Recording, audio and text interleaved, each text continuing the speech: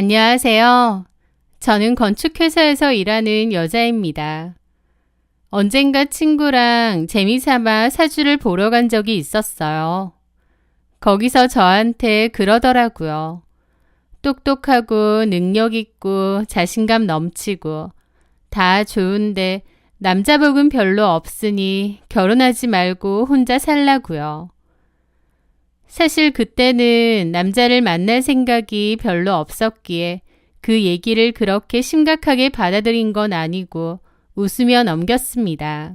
사주를 100% 믿는 것도 아니고 그저 재미삼아 본 거다 보니 나는 남자 복이 없나 보다 평생 혼자 살아야겠다 하고 웃고 넘겼죠. 그런데 그 뒤로 몇 번의 연애를 했는데 만나는 남자들마다 하나같이 형편이 없었습니다. 외모나 직업 등이 좋고 진심인 것 같아서 만났는데 여자 문제가 있다던가 치명적인 성격적 결함이 있다던가 등등 처음엔 세상 괜찮은 남자인 줄 알았다가 끝에 가선 별의별 쓰레기 짓은 다 하는 겁니다. 하나같이요.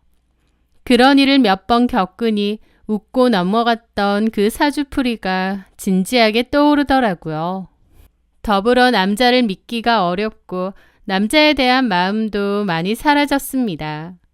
누가 봐도 꽤 괜찮은 남자의 대시가 몇 번 있었지만 혹시 또 이상한 사람이면 어쩌나, 내가 모르는 비밀이 있으면 어쩌나 걱정이 앞서 괜히 철벽을 치게 됐죠. 그러면서 남자에게 관심도 안 가지고 살려고 했는데요. 운명의 장난처럼 그 남자가 나타났습니다.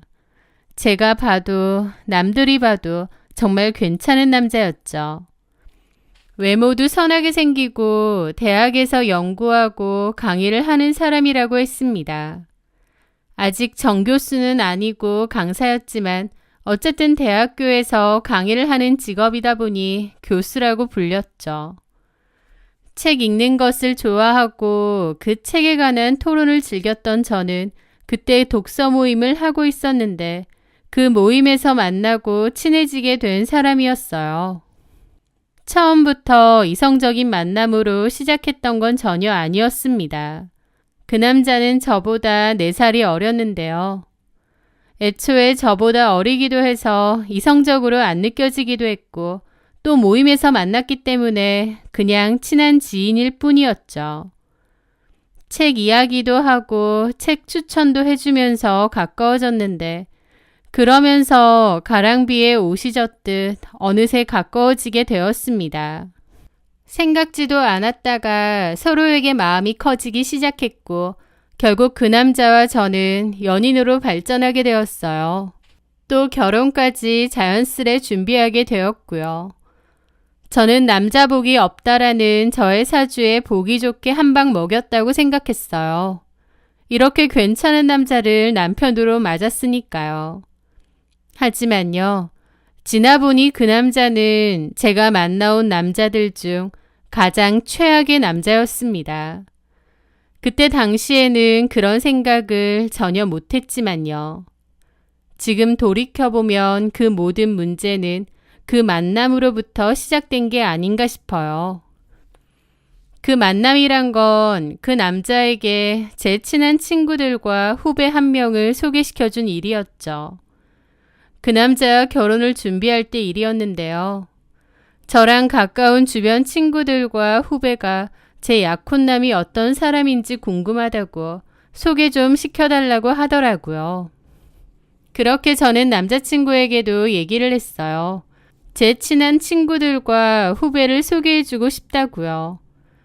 남자친구도 알겠다면서 제 친한 지인들이니까 자기도 잘 보여야겠다고 웃더라고요. 가까운 제 지인들에게 제 약혼남을 소개해주는 자리이기도 하지만 또 한편으론 그런 마음도 있었습니다. 내가 지금 콩깍지에 씌어서 남자친구에 대해서 객관적으로 못 보는 걸 수도 있으니 주변 지인들이 정말 괜찮은 남자인지 한번 봐주면 좋겠다고요. 그렇게 며칠 후 남자친구를 소개할 자리가 마련되었습니다. 제 마음을 아는 친구들과 후배는 일부러 이것저것 질문을 퍼부었습니다. 그런 게 부담스러울 만도 한데 남자친구는 웃으며 서글서글하게 대답도 잘해주더라고요. 남자친구가 잠깐 화장실 간 사이에 저랑 친한 후배였던 재현이가 얘기를 해주었습니다. 언니, 남자친구분 정말 괜찮은 사람 같아요. 인상도 좋고 성격도 무던하니 서글서글해 보이시고요. 그러게, 성격 되게 무던해 보이시고 대학 강사라서 그런지 아는 것도 많고 너무 괜찮다. 그래? 그렇게 보인다니 좀 안심이네. 뭐예요 언니. 약혼남 괜찮은지 좀 봐달라더니 사실은 자랑하려고 부른 거 아니에요? 부럽다. 나도 저런 남자 만나고 싶은데. 내 이상형이 지적이고 차분한 남자거든요. 언니, 남자친구분 동료 중에 괜찮은 사람 있으면 나도 소개 좀 시켜줘요. 알았어. 나중에 한번 물어볼게. 친구들도 후배도 다 입을 모아 결혼 잘하는 것 같다고 남자 괜찮다고 칭찬을 했죠. 어느새 화장실에서 돌아온 남자친구가 이미 자기가 계산을 다 했다고 얘기하더라고요. 그 얘기를 하는 남자친구의 여유롭고 어른스러운 모습에 저는 더 기분이 좋았습니다. 그동안 만나왔던 남자들은 진짜 별로였던 거구나. 이런 남자랑 만났어야 했구나 라면서요. 그렇게 그날 제 눈이 아닌 다른 사람의 눈에도 괜찮은 남자라는 확답을 받으며 편한 마음으로 결혼 준비를 했습니다. 그렇게 결혼 준비를 하며 자연스레 이세 얘기도 나눴어요. 요즘은 결혼은 해도 아이는 안 가지고 싶어하는 커플도 많으니까요. 그런데 남자친구는 아이는 반드시 키우고 싶다고 했습니다. 결혼 생활에서 아이가 굉장히 중요하다고 믿었죠.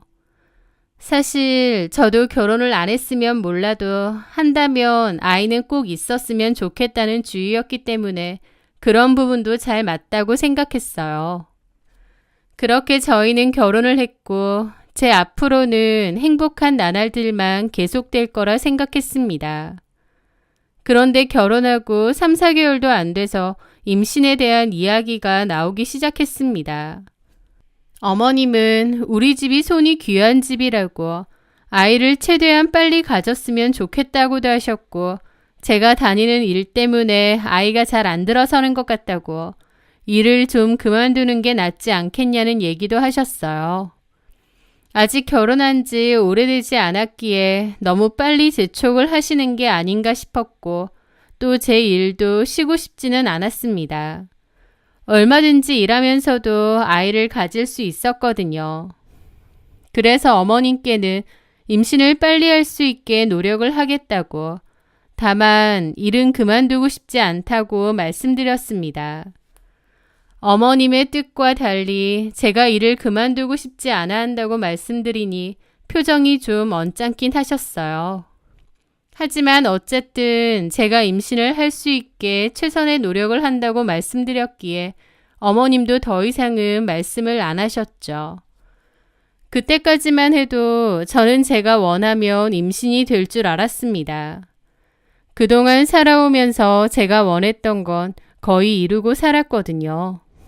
원하던 학교, 원하던 직장, 그리고 완벽한 남편까지.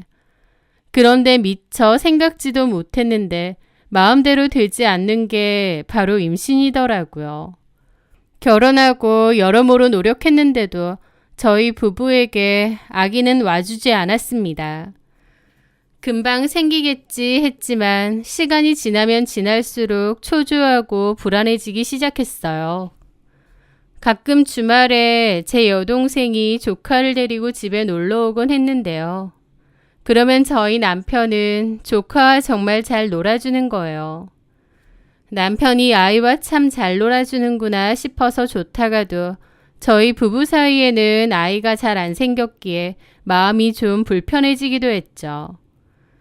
자연 임신이 안 되다 보니 난임센터도 다니면서 좀 더 적극적으로 임신을 하기 위해 노력을 했습니다. 그 과정에서 건강관리도 철저하게 했고 몸에 해로운 것은 일절하지 않았습니다. 식단 관리하고 운동하고 병원에서 시키는 거 열심히 따랐죠. 그런데 이렇게 제가 노력하는지도 모르고 시댁 식구들은 툭하면 전화해 애는 아직도 소식 없냐고 재촉하셨어요. 나중에는 전화벨만 울려도 머리가 지끈거릴 정도였죠. 남편과 저 둘 다 아기를 간절히 원하는데도 아기가 잘 안 생기면서 남편 역시도 조금씩 변하기 시작했습니다. 그때 마침 학교에서 맡은 연구 프로젝트 때문에 더 바빠졌고 출장이나 지방 답사를 나가는 일도 많아졌습니다. 집을 자주 비웠죠. 아기라는 게 저 혼자 애쓴다고 생기는 게 아니잖아요. 병원에서 지정해준 날짜에 맞춰 함께 노력해야 하는데 출장이 겹쳐 임신 가능 시기를 놓치는 경우도 허다하게 생겼습니다. 남편은 그럴 때마다 말로는 미안하다고 했지만 내심 아이를 갖는 것에 많이 지친 듯 보였어요. 그러다가 남편과 크게 싸우는 일도 생겼습니다. 남편의 출장이 너무 잦았고 그로 인해 남편에게 불만이 생겼을 때였거든요. 어떻게 매번 중요할 때 출장을 가는 거야? 전에는 이렇게 출장 많지 않았는데 요즘은 왜 이렇게 출장이 잦은 거야? 그게 무슨 말이야. 내가 어디 놀러 가는 것도 아니고 세미나랑 답사 참석차 가는 건데. 당신 그 말은 내가 없는 일정을 억지로 만들어서 간다는 거야, 뭐야? 아니 왜 그렇게 말해? 속상하니까 얘기하는 건데. 병원에서 지정해준 날짜에 맞춰서 숙제 열심히 해도 모자랄 판에. 남편은 짜증을 왈칵 내더라고요. 아, 숙제. 진짜 지친다. 나만 좋자고 그래? 당신도 아이 원하잖아. 누가 아니래? 근데 항상 나만 아등바등 노력하는 것 같잖아. 당신은 사실 아이 없어도 상관없는 거야? 아니, 내가 더 원해. 근데 솔직히 말하면 이렇게 노력해도 안 생기는 거 좀 더 근원적인 문제가 있는 거 아니냐고. 그게 뭔 소리야? 나 때문이라는 거야? 병원에서 자기 나이가 좀 많다는 얘기도 했었고 사실 여자 나이가 임신에 중요한 건 사실이잖아. 뭐라고? 저는 경악을 했습니다. 남편은 말해놓고 아차 싶은 표정을 짓긴 했지만요. 속으로 제 나이 때문에 임신이 안 된 거 아니냐는 원망을 계속 저에게 하고 싶었던 것 같기도 합니다. 제가 놀라서 아무 말도 못하자 남편은 그제야 미안해. 말 실수했어. 그러는 겁니다. 하지만 남편의 진짜 속마음을 들었는데 미안하다고 한다고 없던 일이 되겠나요? 그게 당신 진심이야? 내가 당신보다 나이 많은 거 모르고 좋아했니? 모르고 결혼하자고 한 거야? 그게 아니라 미안해. 내가 말 실수했어. 진짜 섭섭하다. 당신 속으로 그렇게 생각했던 거잖아. 내가 나이가 있어서 임신 안 되는 거라고. 나도 그냥 아무 말이나 혼나온 거야. 그런 말이 속에 없는데 어떻게 나오겠어? 미안하다. 말 실수했고 어쨌든 나도 일 때문에 가는 건데 이런 일로 스트레스 좀 안 줬으면 좋겠어. 라는데 너무 냉정하게 느껴졌습니다. 내가 알던 남편이란 사람이 다른 사람이 되어버린 것 같았죠. 저는 그 순간 서러움이 북받쳐 결국 눈물까지 보이고 말았습니다. 남편 입에서 제 나이 때문에 임신이 안 된다는 얘기를 들을 거라곤 상상도 못했습니다. 남편은 그 후에 다시 사과했지만 싸늘하게 식어버린 제 마음은 쉽게 풀리지 않았습니다. 마음에 큰 상처를 받았죠. 그렇게 남편이 출장을 간 다음 날 저는 오랜만에 친구와 후배를 만나게 되었습니다. 누구라도 만나서 하소연도 하고 위로도 받고 싶었거든요. 제가 그 얘기를 하며 속상해하자 다들 한마디씩 저를 위로해 주더라고요.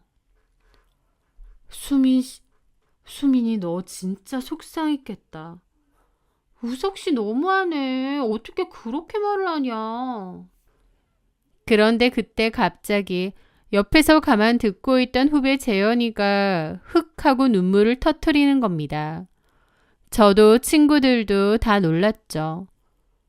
왜 그래, 재현아? 그러자 재현이는 손으로 얼굴을 가리면서 그러더라고요. 언니가 너무 속상했을 거라고 생각하니까 갑자기 눈물 나서요. 미안해요. 괜히 주책 맞게. 라면서 잠깐 화장실로 가더라고요. 저는 재현이의 모습에 마음이 찡했습니다. 얼마나 마음이 여리고 착하면 내 상처에 이렇게 같이 아파해주고 슬퍼해줄까 싶어서 저도 덩달아 코끝이 시큰해지더라고요. 재현이는 잠시 후 화장실에서 돌아왔고 저는 그렇게 나를 생각해줘서 고맙다고, 나 괜찮다고 도리어 제가 재현이를 위로해 주었습니다. 그렇게 시간이 흐르고 며칠 뒤였어요. 출장에서 돌아온 남편이 외국에서 산 가방을 선물로 주며 지난번 일은 정말 미안했다고 사과를 하더라고요. 그땐 내가 말이 너무 심했어. 자기가 제일 힘든 거 아는데. 사실 마음이 풀어진 건 아닌데 계속 혼자 꿍해 있는 것도 좀 아닌 것 같았고 적당히 풀자는 생각이 있었습니다. 남편도 계속 미안하다고 하고 남편도 속상한 마음에 그냥 그런 소리를 했나 보다라고 이해하기로 했죠. 아니야. 나도 힘들어서 괜히 자기한테 심술 부렸던 것 같아. 나도 미안해. 그렇게 남편과 저는 화해를 했습니다. 그 후에 극적으로 아이를 가졌으면 참 좋았겠지만 역시나 임신은 몇 개월간 아무런 소식이 없었습니다.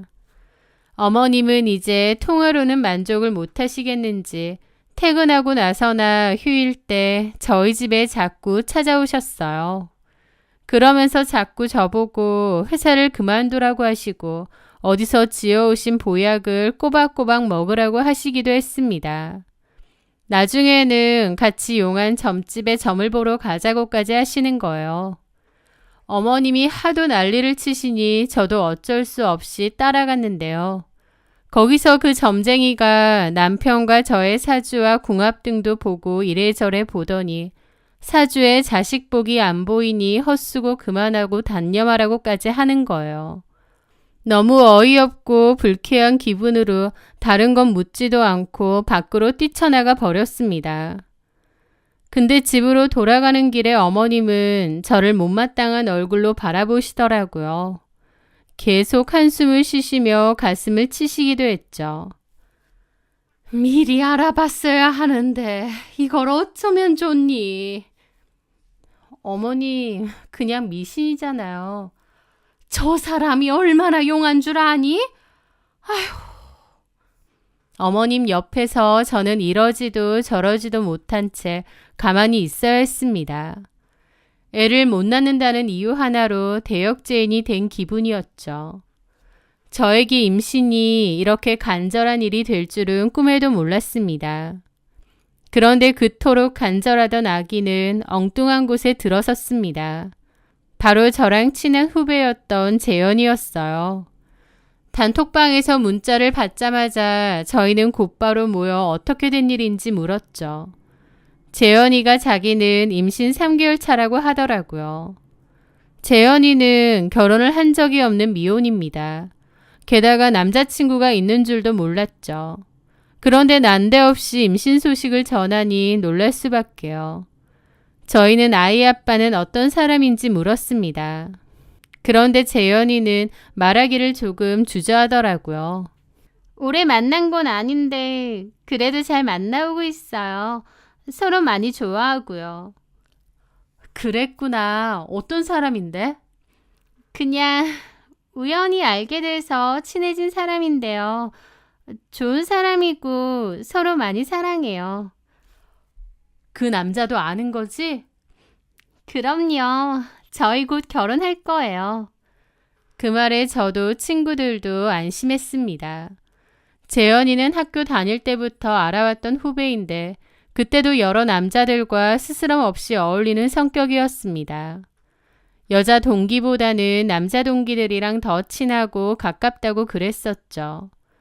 재현이랑 만나는 남자가 어떤 남자인지 친한 언니로서 걱정도 됐지만 재현이가 구체적으로 말하고 싶어 하지는 않는 것 같아 저희도 더 이상 물어보진 않았습니다. 어련히 알아서 잘하겠지 하며 그냥 축하만 해준 거죠. 하지만 한편으론 좀 씁쓸하기도 했습니다. 나는 이렇게 별짓을 다 해도 안 생기는 아이가 결혼도 하지 않은 처녀한테 덜컥 생겼구나 라는 생각도 들었거든요. 그리고 퇴근하고 돌아온 남편을 붙잡고 하소연을 했죠. 재현이 있잖아. 아, 자기 후배? 임신했다네. 임신? 결혼 안 했잖아. 근데 몰랐는데 남자친구는 있었나 봐. 어떤 남잔지는 모르지만 어쨌든 결혼도 할 거래. 근데 그 얘기 듣는데 말은 축하한다고 하면서도 속으로는 씁쓸한 마음이 드는 거 있지? 이런 못난 마음 가지면 안 되는데 마음처럼 안 되네. 그런데 남편은 제 얘기를 듣고 표정이 좀 굳어지더라고요. 왜 그래? 아니야. 좀 피곤해서. 그런데 그 이야기 후 남편은 계속 뭔가 딴 생각을 하는 사람처럼 보였습니다. 저녁을 먹을 때도 또 거실에서 같이 TV를 보는 동안에도 어딘가 불편한 사람처럼 안절부절 못하는 게 보였죠. 저는 왜 저러나 싶었지만 별 대수롭지 않게 생각했어요. 남편의 행동에 어떤 비밀이 숨겨져 있는지 꿈에도 상상하지 못했으니까요. 그 비밀을 알게 된 건 며칠 후 재현이의 연락 때문이었습니다.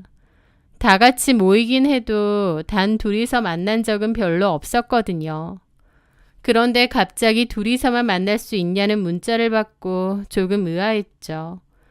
제가 다른 친구들도 부를까 물어보니 아니라고 저랑만 보고 싶다고 했습니다.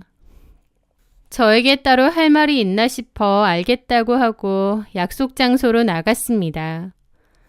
카페에 가니 단정하게 옷을 차려입은 재현이가 저에게 손을 흔들더라고요. 자리에 앉자마자 저는 무슨 일로 만나자고 한 건지 물었죠. 그런데 뜬금없이 재현이는 제 임신에 대해 묻더라고요. 언니, 지난번에 제가 언니 앞에서 너무 자랑했죠? 언니가 요즘 어떤지 뻔히 알면서 언니는 아직도 소식 없으신 거죠? 그 말에 저는 웃으며 한숨을 내쉬었습니다. 노력은 하는데 마음처럼 안 되네. 노력을 하신다고요? 남편분이랑? 그렇지. 남편도 아이를 많이 원하니까. 그런데 재현이의 표정이 좀 안 좋더라고요. 그 반응이 저도 뭔가 좀 이상했습니다. 나와 남편이 어떤지 물어보려고 따로 보자고 한 건가 싶었거든요. 그런데 재현이의 질문은 거기서 그치지 않고 점점 선을 넘어가더라고요. 그럼 요즘에도 잠자리 자주 하세요? 저기 재현아, 갑자기 왜 그런 질문을 해? 조금 당황스럽다. 지금 그거 물어보려고 만나자고 한 거야? 아무리 친한 동생이지만 이런 질문을 한다는 게 너무 황당하고 불쾌했죠. 그러자 재현이도 미안하다며 곧장 사과를 했습니다. 잠시 동안 둘 다 말없이 커피만 마셨어요. 저는 무슨 일로 부른 거냐고 다시 물었습니다. 그러자 재현이가 그러더라고요. 언니, 저는 이 아이 꼭 낳고 싶어요. 꼭 낳을 거예요. 그리고 아이 아빠랑 함께 행복하게 잘 살고 싶거든요. 그 남자, 제가 만나봤던 남자 중에 제일 괜찮은 사람이에요. 제 이상형이요. 똑똑하고 지적이고 차분하고. 벼랑간 저를 빤히 보며 다짐 같은 말을 하는데 정말 어리둥절하더라고요. 그런데 재현이가 갑자기 그러는 겁니다. 그러니까 언니가 좀 빠져주세요. 그 말이 뭘 의미하는지 처음엔 이해하지 못했습니다. 뭔 소리냐고 하니 그러는 거예요. 제 뱃속의 아이, 실은 교수님 아이거든요. 교수님이라니, 너 혹시 내 남편 얘기하는 거야? 네, 재현이의 대답에 너무 어이가 없어 아무 말도 못하고 입만 뻥끗거렸습니다. 그게 지금 무슨 소리야? 내 남편 애를 네가 왜... 죄송해요. 근데 어쩔 수 없었어요. 교수님이랑 저 정말 사랑해요. 오래됐어요. 도대체 지금 이게 무슨 소리냐니까. 네가 우리 남편을 언제, 어떻게 따로 만났기에? 언니가 처음 소개해준 날, 그날부터였어요. 언니한테는 죄송하지만 저 그날 교수님을 처음 본 순간부터 좋아하게 됐어요. 그래서 학교 연락처로 따로 연락드렸어요. 교수님도 제가 싫지 않으셨는지 만나주시더라고요. 그러다가 종종 만났어요. 언니는 몰랐겠지만. 너 미쳤니? 내 남편 소개해준 자리에서 둘이서 눈이 맞았다고? 그리고 내 결혼 생활 내내 둘이서 만났다고? 죄송해요. 그러면 안 되는 거 아는데 그 자리에서 교수님 볼 순간 알았어요. 내가 찾던 남자라는 거. 온몸에 소름이 쫙 돋았습니다. 걔랑 꽤 오랜 인연을 맺어왔는데 이런 미친 앤 줄은 처음 알았거든요. 저는 아무것도 몰랐는데 제 결혼 생활 내내 제 남편하고 따로 만났다는 거예요. 너 미쳤니? 그걸 지금 내 앞에서 말이라고 해? 죽을 죄 진 거 알아요. 근데 어쩌겠어요. 애까지 가졌는데. 언니는 못 가지네. 나는 이렇게 바로 가졌잖아요. 그게 뭘 의미하는 거겠어요. 결국 교수님하고 제가 인연이라는 뜻 아니겠어요? 교수님도 아이 많이 원하는 거 언니가 더 잘 알잖아요. 언니도 아이 임신 안 돼서 많이 힘들어 했잖아요. 모두를 위해서 언니가 물러나 주세요. 너무 기막혀서 말도 안 나왔습니다. 참 좋아하고 친했던 동생이었는데 제 눈앞에 앉아있는 여자는 그동안 제가 알던 재현이와는 아예 다른 사람이더라고요. 얘가 이런 애였나? 물론 남자 끊임없이 사귀고 남자 없으면 못 사는 그런 애인 건 원래도 알고 있었습니다. 하지만 어디까지나 그건 재현이의 개인 성향일 뿐 제가 왈가왈부할 건 아니라고 생각했고 저랑은 상관없다고 생각했어요. 그런데 이렇게 보란 듯이 제 남편과 만나왔고 임신까지 했다니요. 저는 입이 떡 벌어진 상태로 있다가 겨우 그랬습니다. 너 미쳤니? 네가 지금 무슨 짓을 저지르는지 알고 하는 소리야? 당연하죠. 톡 까놓고 교수님도 교수님 어머님도 아이 원하는데 언니는 임신 안 되잖아요. 그럼 끝내는 게 맞는 거 아니에요? 저도 그냥 할 말 할게요. 언니, 안 되는 거 억지로 하지 말고 그만 물러나 주세요. 저더러 안 되는 거 억지로 하지 말고 물러나 달라는 겁니다. 저는 거기서 더 참지 못하고 자리에서 일어나 재현이의 뺨을 후려 갈겼습니다.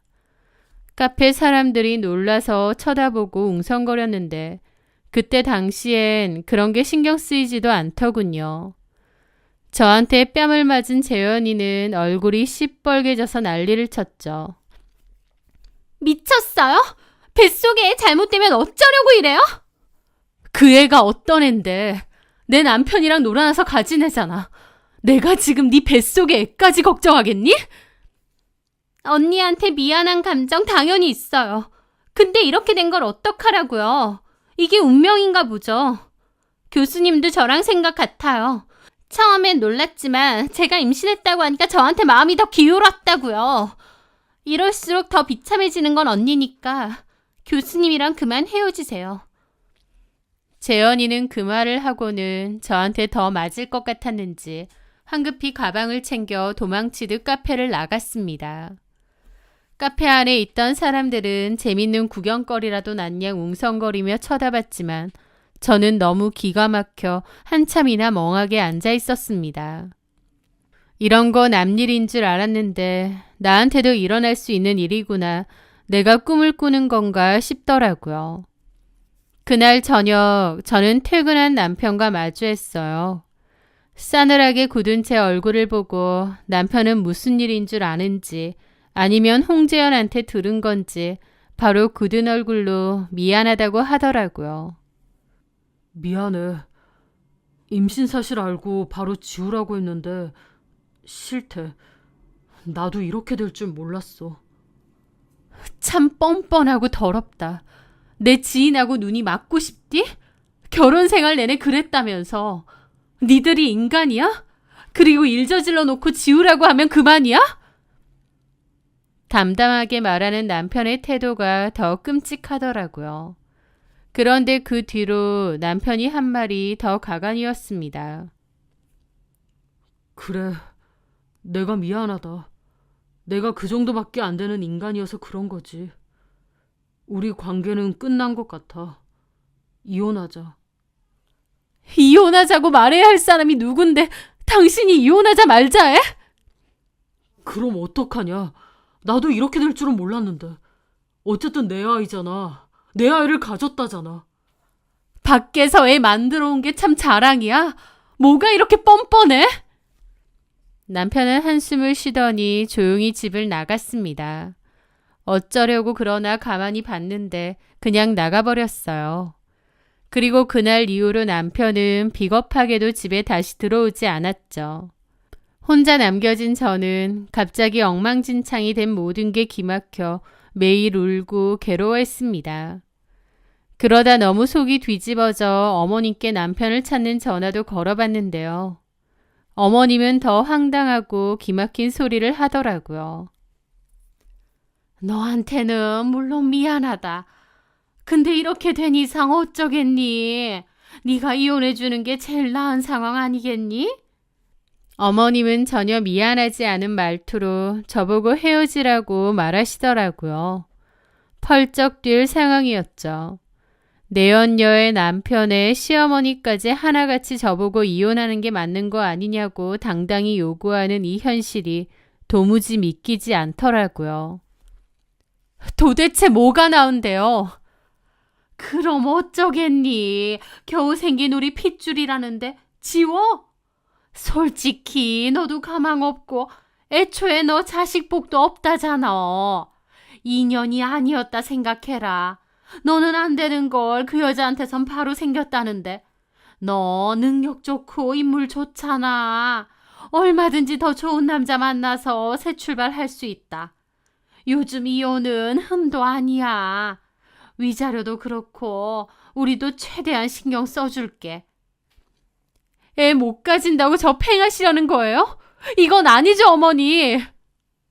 이미 이렇게 된 걸 나더러 어쩌라고. 너도 신보 좀 곱게 써라. 우석이가 그렇게 했을 때는 너한테 무슨 문제가 없었나 돌이켜볼 줄도 알아야지. 못 받아들이면 너만 억울하고 너만 분통 터져. 남편이 제 후배랑 바람피고 임신까지 했다는데 제가 억울하고 분통 터지는 것도 안 되나요? 내 말은 이미 일은 벌어졌으니 모두에게 가장 좋은 쪽으로 해결해야 된다 그 말이야. 그게 차우석이랑 어머님한테나 좋지 저한테 뭐가 좋은 쪽인데요? 아휴, 나한테 그만 좀 해라. 나도 모르겠다. 그러면서 전화를 끊으셨고 더 이상 통화 연결도 안 됐습니다. 저에게 모두가 이혼하라고 말하는데 정말 말도 안 되는 일이라고 생각했죠. 저는 이혼해 주지 않고 버텼습니다. 상간소송도 진행했어요.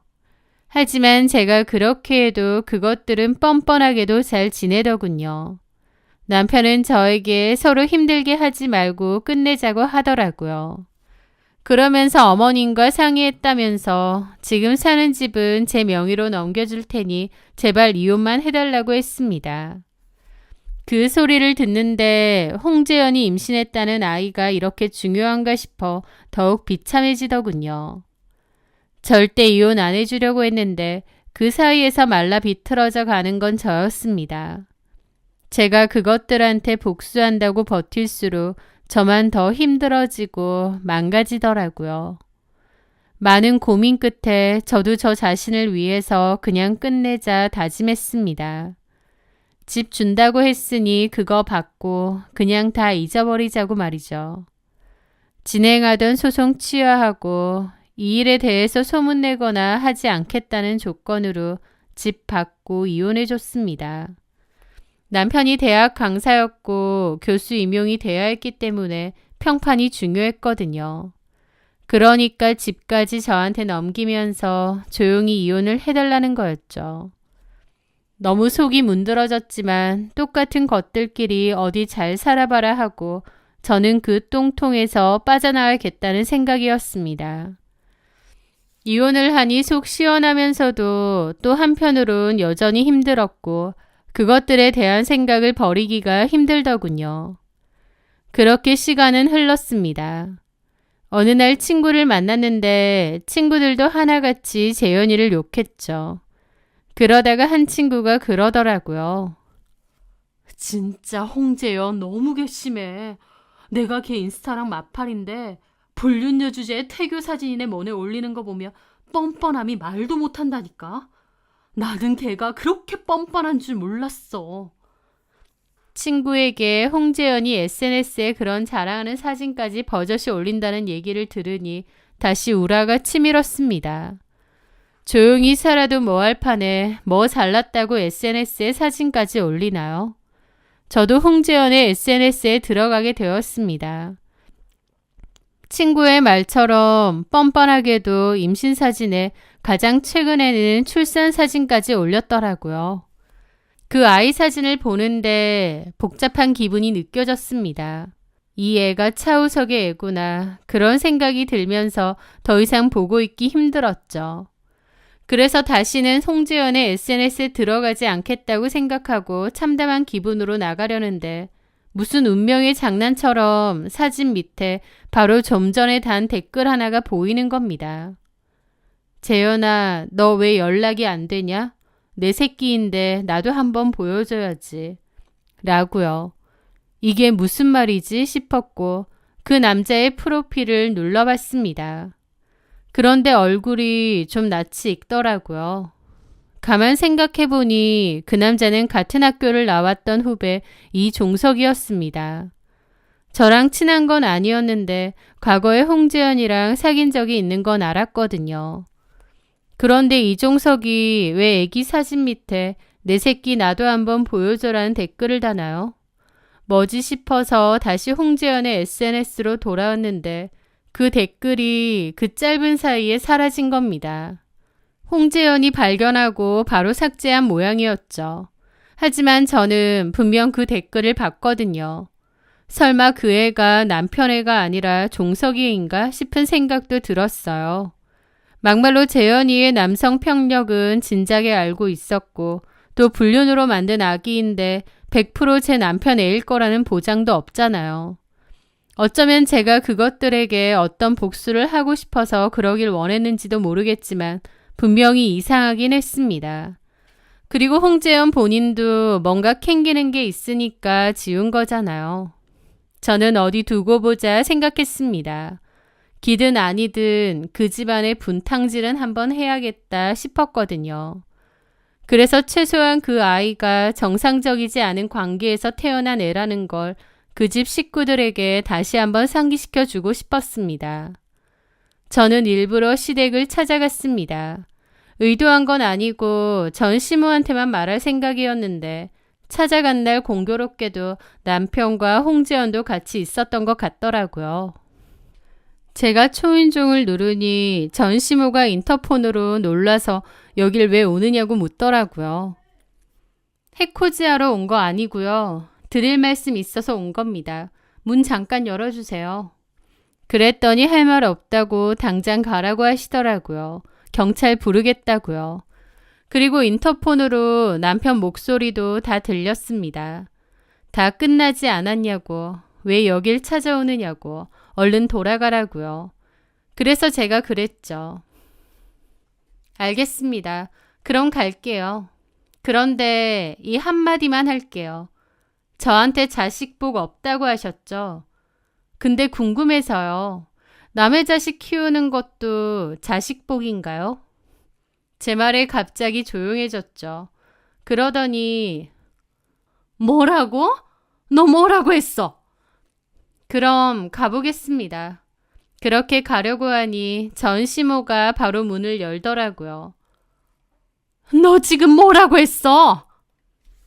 보니까 전시모 뒤로 남편과 홍재현까지 보이는 겁니다. 홍재현은 아이를 안은 채 저를 노려보고 있고요. 말 그대로요. 남의 자식 키우는 것도 자식복이냐고요. 누가 남의 자식인데? 너 우리가 집까지 줬고 끝냈는데 분탕질 하려고 온 거야? 제가 아는 얘기가 있는데 그건 전해드리는 게 맞는 것 같아서 온 거예요. 듣기 싫으시면 말고요. 너 이혼해놓고 이러는 거 너한테도 도움 안 된다. 잊고 잘 살 생각해야지. 예, 알겠습니다. 그냥 갈게요. 제가 그냥 간다고 하니 오히려 전시모가 저를 잡더라고요. 너 무슨 말 하려고 온 건데? 아까 그 말이 뭔데? 저는 전시모에게 그랬습니다. 말 그대로요. 뭐가 남의 자식이라는 거야? 너 증거도 없으면서 함부로 이런 말 하는 거 아니다. 우리도 가만 안 있어. 그 말에 저는 웃었습니다. 아무것도 모르고 남의 자식 키울 것 같은 게 불쌍해서 온 건데 그렇게 말하시니 저도 그냥 갈게요. 뭐가 남의 자식인데? 그래서 제가 그랬죠. 가서 어머님 새며느리한테 이종석이 누군지 한번 물어보세요. 이종석이란 남자가 그 애가 자기 애라고 주장하던데 뭔가 있으니 그런 소리라겠죠? 뭐? 불륜으로 얻은 며느리라도 임신만 되면 괜찮다고 하시는 분이 어머님이긴 한데요. 그토록 귀중한 손자면 본인들 핏줄은 맞는지 한 번은 확인해봐야 하는 거 아닌가요? 제 말에 전시모 충격받고 남편도 밖으로 나오더라고요. 우리 다 끝났는데 와서 뭔 소리 하는 건데? 내가 하고 싶은 말 어머님한테 전했어. 나중에 나한테 고마워하지나 마. 톡 까놓고 너나 저기 집에나 불륜으로 만든 악인데 홍재은 제가 너랑만 잤다는 보장도 없잖아? 그 말을 꺼내고 보니 시모와 전 남편 표정이 아주 가관이더라고요. 저는 얼빠진 그 둘을 보고 그대로 엘리베이터 타고 벗어났습니다. 얼굴 새파랗게 질린 채 멍청하게 서 있는 그 모습이 너무 우습더라고요. 솔직히 그 아이가 진짜 전 남편의 아이든 아니든 중요치는 않았습니다. 제 목적은 최소한 그것들이 무슨 짓을 저질렀고 그 아이가 어떤지 상기시켜주고 싶었을 뿐이에요. 근데 결과는 놀라웠습니다. 홍재영과 연락 간간히 한다던 지인의 말로는 정말 그 후 진행된 검사에서 그 아이가 정말로 남편의 친자가 아닌 걸로 나왔다고 하더라고요. 이종석의 애인지 아니면 또 다른 누군가의 애인진 모르겠는데 하여튼 제 전남편의 애는 아니었던 겁니다.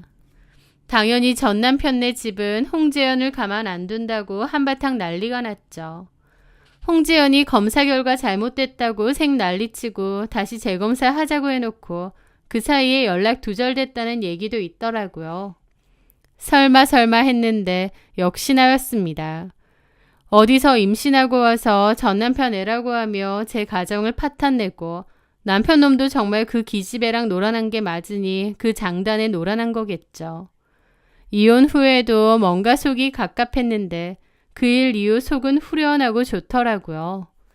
그런데 전 남편 놈은 그 후에 술 먹고 저에게 전화해서 꼬장을 부린 적이 있어요.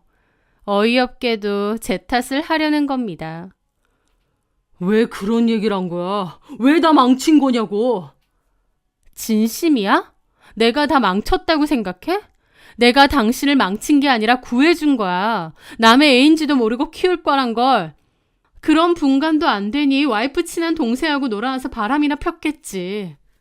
그래, 내가 다 잘못했다. 애 갖고 싶고 아빠 되고 싶었던 게 그렇게 잘못이야? 네가 임신을 하던가. 그 소리를 듣는데 깨달아지더군요. 아, 이 남자는 내가 만난 남자 중에서 가장 형편없고 최악의 쓰레기였구나 라는 것을요. 나는 여태까지 우리 사이에 애가 안 생기는 게 정말 힘들었어. 근데 너와 네 집안 꼬라지를 보니 오히려 나한테 애가 안 생긴 건 하늘이 도운 거란 생각이 든다. 너 같은 인간 애 낳아서 살다가 뒤늦게 뒤통수 맞았으면 내가 얼마나 힘들 뻔했어. 내가 너에 대해서 정확히 말해줄게. 너는 와이프 아는 동생이랑 놀아난 불륜남이고 내가 말 안 했으면 남의 자식까지 키울 뻔한 천하의 등신이야. 알겠니? 그렇게 전화를 끊고 나니 그제야 정말 모든 게 다 끝난 기분이었습니다. 지긋지긋했던 임신의 굴레와 전 남편의 외도에서 벗어나 다시 저로 돌아간 기분이었죠. 결혼과 임신이 뭐라고 그렇게 아등바등 눈치 보며 애쓰고 살았는지 허탈한 웃음이 나더라고요. 그리고 그렇게 한번 털어내니 저도 허심탄회한 마음으로 다시 힘내서 살 수 있겠다는 생각이 들었습니다. 그 후로는 좀 더 가벼워진 마음으로 다시 제 삶을 열심히 살아오고 있습니다. 어딘가에 정말 완벽하고 좋은 남자가 있을 거라는 그런 기대는 더 이상 하지 않아요. 가장 믿고 의지해야 될 건 제 스스로라는 생각을 많이 하게 되네요. 제 사연 들어주셔서 감사합니다.